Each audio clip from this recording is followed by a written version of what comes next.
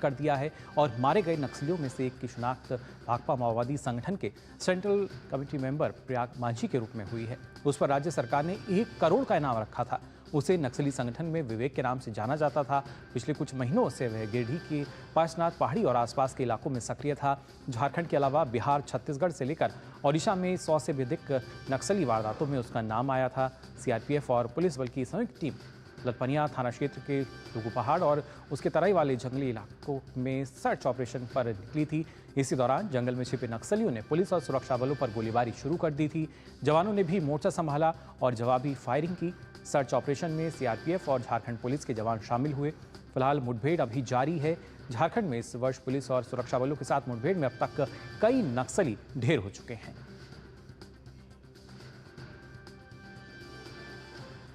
और इस पर और ज्यादा जानकारी के लिए आइए रुक कर लेते हैं। हमारे संवाददाता दिवाकर हमारे साथ जुड़ चुके हैं रांची से। दिवाकर, कितनी बड़ी सफलता इसको माना जाए? नक्सलवाद पर जब प्रहार की हम बात कर रहे हैं, कितनी बड़ी सफलता?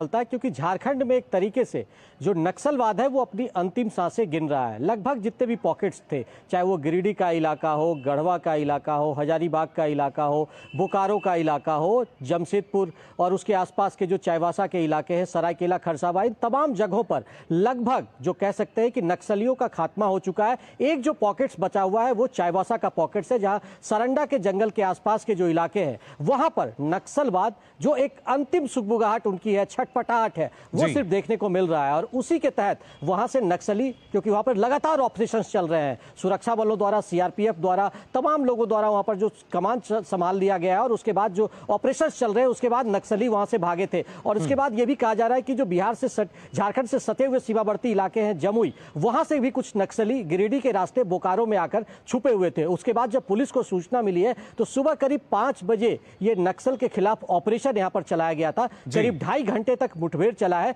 जिसमें 8 नक्सलियों को मारा गया है। दिन में से केंद्रीय कमेटी मेंबर जिसका कि आप जिक्र कर रहे थे, विवेक, वो 1 करोड़ का इनामी था। इसके अलावा 2 जो जोनल कमेटी मेंबर थे उनको भी पुलिस ने मार गिराया है। तो 3 बड़े नक्सलियों समेत 8 नक्सलियों को यहां पर सुरक्षा बलों ने मुठभेड़ में मार गिराया है। अभी थोड़ी देर पहले जो पुलिस महानिदेशक अनुराग गुप्ता है, उन्होंने प्रेस कॉन्फ्रेंस कर कहा है कि 8 नक्सलियों के सब बरामद कर लिए गए और आसपास के जो इलाके हैं वहां पर घेराबंदी की गई है ताकि जो बचे खुचे नक्सली हैं वो किसी तरीके से भाग कर यहां से निकल नहीं पाए। और साथ ही साथ हौसला, जो हमारे जवान है उनका हौसला बढ़ाने के लिए डीजीपी ने घोषणा की है कि इस ऑपरेशन में जितने भी जवान शामिल रहे हैं उनको 1 करोड़ रुपए की इनाम राशि दी जाएगी और सबों के बीच बांटा जाएगा। साथ ही साथ उन्होंने नक्सलियों को भी चेतावनी दी है कि अगर वो सरेंडर पॉलिसी को नहीं मानते हैं और मुख्य धारा में नहीं लौटते हैं तो उनका अंजाम भी कुछ उसी तरीके से होगा जो अंजाम आज 8 नक्सलियों का हुआ। तो एक तरीके से चेतावनी भी और जवानों का हौसला अफजाई भी डीजीपी ने प्रेस कॉन्फ्रेंस के जरिए किया है। निश्चित तौर पर झारखंड में जिस तरीके से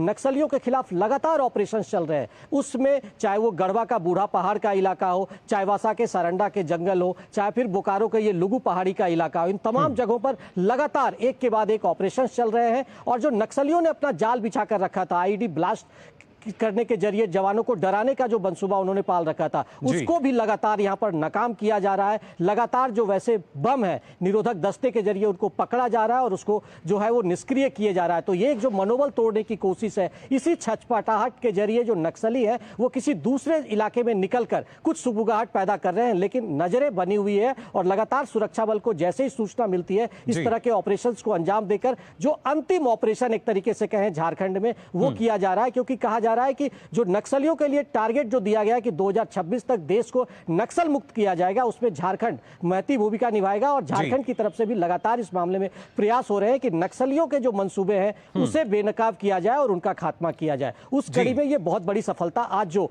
पुलिस ने यहां पर अंजाम दिया है और जो 8 नक्सली मारे गए हैं उसमें कई बड़ी नक्सली भी हैं। जी बिल्कुल दिवाकर, लेकिन जिस तरीके से न सिर्फ नक्सल मुक्त हम क्षेत्र की बात कर रहे हैं बल्कि इसमें खासतौर से जो सरेंडर पॉलिसी भी रही है उसकी भी एक कारगर भूमिका नजर आती है, क्योंकि अब उसी वजह से शायद जो बाकी नक्सली हैं मुख्य धारा में भी लौटना चाहते हैं। देखिए, निश्चित तौर पर सरेंडर पॉलिसी का एक बड़ा इंपैक्ट होता है। जिस तरीके से आपको याद हो कि लगातार पिछले कुछ महीनों में केंद्रीय गृह मंत्री अमित शाह लगातार पड़ोसी राज्य छत्तीसगढ़ के दौरे पर आए हैं और उसके बाद नक्सलियों को उन्होंने सीधा मैसेज दिया कि सरकार की सरेंडर पॉलिसी है, उसके तहत आप मुख्य धारा में लौटिए, आपको मुख्य धारा में लौटने के बाद तरह तरह की सुविधाएं दी जाएगी। उसी तरह की सुविधाएं झारखंड में भी दी जाती है, जिसका कि आज जिक्र पुलिस महानिदेशक ने भी किया कि अगर आप मुख्य धारा में लौटते, कई ऐसे नक्सली हैं जो पहले अगर मुख्य धारा में लौटे हैं और पुलिस में आज वो सेवा दे रहे हैं और उसके जरिए राष्ट्र की सेवा कर रहे हैं। तो कहीं ना कहीं जो भटके हुए लोग हैं, जो किसी तरीके से उपद्रवियों के चंगुल में फंसकर भटक जाते थे मेन स्ट्रीम से, उनको मुख्य धारा में वापस लाने के लिए एक बकायदा जो हम कह सकते हैं एक पॉलिसी चलाई गई है, ताकि नक्सली मुख्य धारा में लौटे, उनका मनोबल बढ़ाया जाए, उनके परिवार के लोगों का मनोबल बढ़ाया जाए और जो मुख्य धारा से किसी तरह से छूट गए थे उनको किस तरीके से लाया जाए, इसके लिए भी लगातार जागरूकता अभियान भी चलाया जाता है। और पुलिस के द्वारा यह कोशिश की जा रही है कि सरेंडर पॉलिसी का फायदा उठाकर जो नक्सली वापस आते हैं उनका निश्चित तौर पर सरकार भी उनका हौसला अफजाई करेगी और उनको सुरक्षा भी देगी, ताकि जो उनके अगली पीढ़ी है वो सुकून से और चैन से जी सके।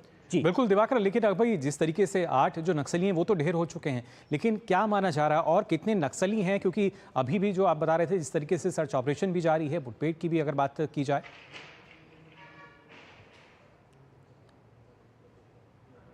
देखिए, निश्चित तौर पर यह लगातार कहा जा रहा है झारखंड में पिछले कुछ दिनों में जो कहा जाता है कि सिर्फ एक चाईबासा का इलाका, जो आसपास के इलाके हैं, सारंडा के जंगल है, उसी जगहों पर गिने चुने नक्सली बच गए हैं और वहां पर लगातार सुरक्षा बलों का ऑपरेशन दिन और रात 24 आवर्स चल रहा है। तो वैसे में नक्सली भागकर दूसरे इलाके की ओर जा रहे हैं। वैसे में कहा जा रहा है कि कल करीब 2 दर्जन 2.5 दर्जन के आसपास नक्सलियों के यहां आने की सूचना पुलिस को मिली थी और वैसे में कहा जा रहा है कि 8 नक्सली मारे गए हैं और अभी भी वहां पर सर्च ऑपरेशन चल रहा है और कहा जा रहा है कि हो सकता है कि कुछ सब की बरामदगी वहां और भी हो सकती है। तो अभी आंकड़े शाम तक कुछ और भी उसमें अपडेट हो सकते हैं, लेकिन जिस तरीके से नक्सलियों के खिलाफ ऑपरेशंस चल रहे हैं उससे निश्चित तौर पर नक्सलियों का खात्मा होगा, समाप्ति की ओर वो है। और जो 1-2 पॉकेट्स बचे हैं, चाहे वो पारसनाथ का इलाका, गिरिडीह का, क्योंकि यही 2-3 पॉकेट्स थे जहां भागकर नक्सली शरण लेते हैं, छुपते हैं। बिहार का जो जमुई का इलाका है, जो गिरिडीह से सटा हुआ इलाका है, तो ये जो इस इलाके के 2-3 छोटा नागपुर से सटे हुए इलाके हैं, उन जगहों पर किस तरीके से नक्सलियों को खत्म किया जाए उसको लेकर पुलिस विभाग में आज मंथन भी चल रहा है।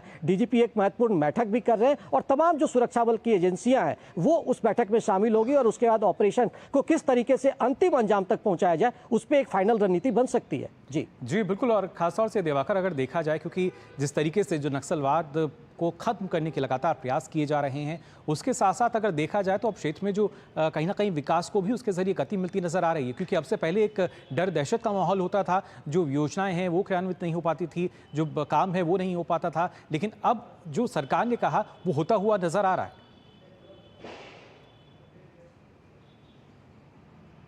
देखिए, निश्चित तौर पर नक्सलियों का जो एक सबसे बड़ा मंसूबा था कि कनेक्टिविटी को नहीं होने दिया जाए, उस कनेक्टिविटी को रोकने का प्रयास हमेशा नक्सलियों द्वारा किया गया, चाहे वो गढ़वा का इलाका हो, लातेहार का इलाका हो, पारसनाथ का इलाका हो, लुगु पहाड़ी का इलाका हो, खूंटी के कुछ दुर्गम इलाके, ये तमाम जो इलाके हैं वहां पर नक्सलियों का पहला मोटो रहता था कि वहां पर सड़कों का निर्माण ना हो। अगर कोई कंपनियां सड़क बनाने जाती थी तो उनको पोकलेन को जला दिया जाता था, उनके जो साजो सामान थे उसको जला दिया जाता था, ताकि यहाँ पर विकास की गतिविधियां नहीं हो। तो वैसे में लोगों ने भी उसका प्रतिशोध किया और जो ग्रामीण इलाके के लोग थे वो एक तरीके से सरकार और पुलिस के साथ मिलकर नक्सलियों का वहां पर प्रतिशोध करना शुरू किया। उसी का ये अंजाम हुआ कि नक्सली के मंसूबे टूटे और उसके बाद विकास की किरण, चाहे वो आप आज बूढ़ा पहाड़ तक भी आप सड़कों से आप जा सकते हैं। तो समझ सकते हैं कि कनेक्टिविटी का जाल बिछने से क्या फायदा हुआ कि नक्सली अपने आप खत्म होने लगे। उन्हें भी लगा कि उनके बच्चों का भी भविष्य, अगर वो मेन स्ट्रीम में आते हैं तो उनके बच्चों का भविष्य हो सकता है, उनके परिवार का भविष्य हो सकता है। तो उसका भी इंपैक्ट और विकास की किरण जो उन इलाकों में पहुंची है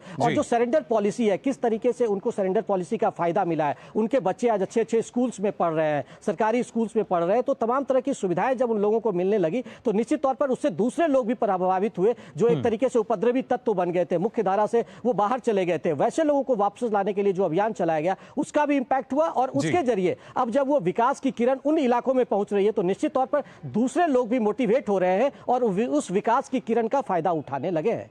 जी बिल्कुल। और कहीं ना कहीं दिवाकर, अगर पिछले वर्ष की हम बात करें या इस वर्ष की भी अगर बात की जाए, जितना जनवरी से लेकर अब तक की बात की जाए, तो कहीं ना कहीं एक सख्त एक्शन जो है वो नजर आ रहा है नक्सलवाद के खिलाफ।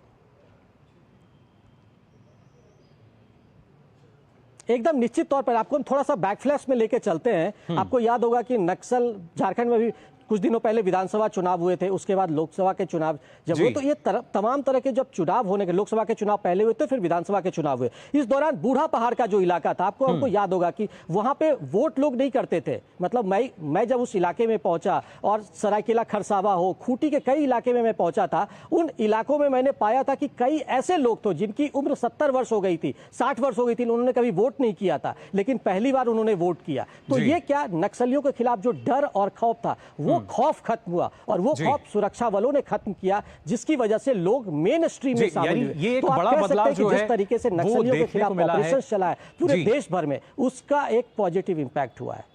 जी, जाहिर तौर पर एक बड़ा बदलाव यही देखने को मिला है। तो उसी का एक पॉजिटिव इंपैक्ट, वही मैं कहानी आपको बता रहा था कि किस तरीके से कड़ा प्रहार जो है वो किया जा रहा है, और उसके खात्मे को लेकर लगातार सरकार नक्सलवाद पर बहुत बहुत शुक्रिया दिवाकर आपका। आगे भी आपसे हम जानकारी लेंगे, बहुत बहुत धन्यवाद। तो जाना आपने किस तरीके से लगातार सरकार जो है वो एक्शन मोड में पूरी तरीके से काम कर रही है, और उसका जो असर है वो भी नजर आने लगा है। फिलहाल के लिए मीडिया प्राइम में बस इतना ही। देश और दुनिया की तमाम खबरों के लिए आप देखते रहिए DD न्यूज़।